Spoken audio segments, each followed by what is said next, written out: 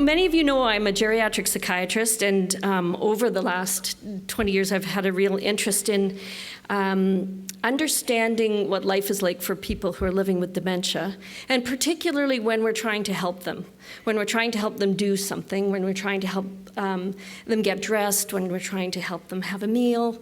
And the things I've learned about have mostly been by watching others. So my Parkview family is right in front of me, and they have taught me most of the things that I really understand about caring for people who traditionally have been called resistive to care. These are things I've learned by watching. So people with dementia are prone to fear-based responses that they have overactive fight, flight, or freeze. And they have less cortical control to soothe that limbic system.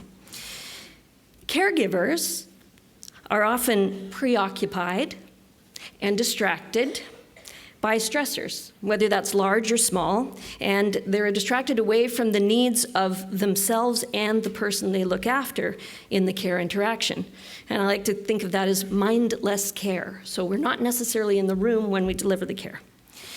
The key to safe and positive care interactions, this is what I've learned, knowing the person we're caring for, their story, their coping strategies throughout life, how the illness is affecting that, being present in body, mind, and heart during care, learning to read body language well, learning to read early signs of distress, and then learning to give space when that happens, change the focus, and come back and re-engage in a positive way. But there's very little literature actually to support these ideas. There's not randomized controlled trials like, for medications. And observation, which is a lot of what I've been doing as a psychiatrist, because I'm hopeless at helping put someone's arm through a sleeve.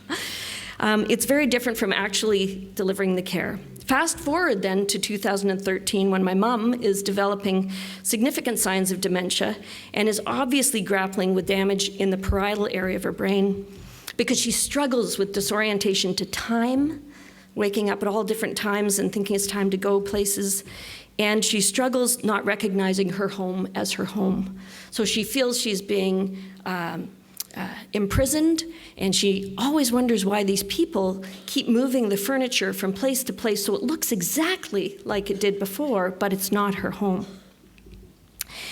My father is 88, never been a patient man, and keeps trying to use logic to deal with the situation, and is losing his temper with her frequently, and of course that exacerbates her catastrophic responses. Things are not going well. She's having more difficulty managing her dressing and hygiene, so I step up to the plate and immerse myself in giving them a hand. So I just want you to meet my mom. She's a beautiful English school teacher who lost her first husband and probably the first true love of her life at 22, and escaped her grief by teaching in the Middle East, where she met my Jewish-Polish father. She'd never met a Jewish man before. They fell in love and married. He was an ambitious academic physician who convinced my mom to move from England to Canada away from her parents, something for which she barely forgave him throughout her entire life. 2 small children, and moving to Medicine Hat, Alberta from Oxford. It was a recipe for depression, and until her 3rd child was born, a daughter, a savior. Needless to say, we were conflictedly close, our entire lives together. She expressed anger indirectly, which my father never really understood. Their relationship was one of loving but hostile dependency at times. They would just neat. She supported the family and his career, and she taught children with learning disabilities. She was a remarkable and devoted grandmother, and she had a wonderful sense of humor.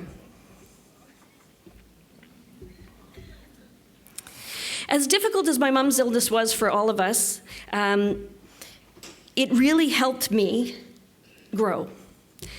It helped me to learn that the theoretical ideas and the strategies that I believed were useful were actually true. And this will sound insensitive and clinical, but my mom's illness provided a natural learning laboratory for me to learn about dementia care from a completely different perspective. And here are just some of the amazing things I relearned firsthand. She taught me about the 7 A's of dementia, and if I thought I understood them theoretically, I didn't. She taught me about apraxia and anosognosia, and what that actually means and how we need to approach it. She taught me about the essential nature and importance of feeling secure and in control, to feel safe so that in any of our care interactions. And when it went well, we danced beautifully together. She taught me that whatever is meaningful to a person can be the best motivator for them. And for her, her appearance was key. She taught me about iterative care planning, that a care plan will work in parts or will work for a while, but that the only thing that's constant in dementia care is change, and that you need to be flexible. She taught me that rushing physically to get something done so I can get to a meeting, or cognitively, come on, Mom, was absolutely harmful, and at times it was dangerous. She taught me the power of reading nonverbal messages as well as verbal messages during care. And she taught me a lot about the importance of my emotional well-being in the moment, knowing myself, knowing what triggered me, and its effect on her care and comfort.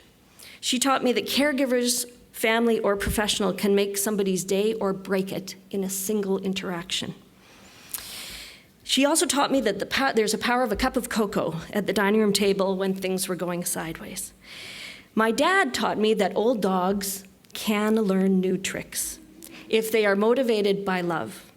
And he taught me also the power of sharing collaboratively in our learning. It became very much a team experience between my dad and myself. I never felt alone, and neither did he.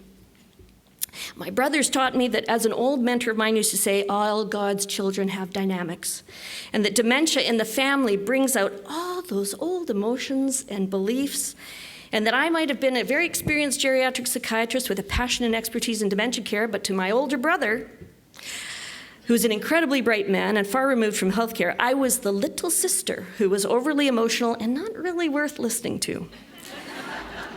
But I learned to work with that and overcome the perception and really to challenge its reality, because a lot of that was just old beliefs that I was hanging on to. So what have I taken away from this experiential journey in the learning laboratory of Alzheimer's disease? And more importantly, what did journeying with my mom and my family teach me that I could integrate into my clinical work? It confirmed that knowing a person's life story and what is important to them is essential for safe care. Understanding the way that specific illness symptoms influence a person's behavior. It really taught me that keeping the amygdala calm is the key to safe care interactions. It also taught me that involving family members in care planning is an essential safety strategy. I knew exactly what my mom needed in order to feel safe, and we need to listen and engage with our family members. It can't all be done without medication, sometimes. And my mom needed medication at times when things were catastrophically anxiety-provoking for her. And the final thing is, it takes time to provide enabling care that enables the person with dementia to function. Precious time, a positive attitude, and real skills.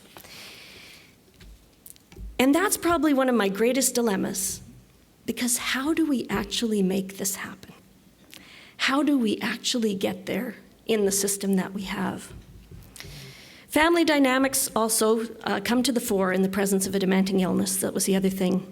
And they can really influence a person and a family's ability to give care. So they really need to be considered as part of the treatment plan. So most importantly, though, my mom taught me yet again what she worked so hard to convey to me my entire life: the importance of being open to new ideas, to keep learning, and to enjoy what I do in my work, and to believe in myself as an agent of change. She died last year following a sudden collapse after a full day of shopping at Oak Ridge. What a blessing, and what a way to go, wearing a new cashmere sweater in a color she had never bought before. So I want to thank Mary Lou Harrigan for the opportunity to share the intersection of my life and my work with my colleagues.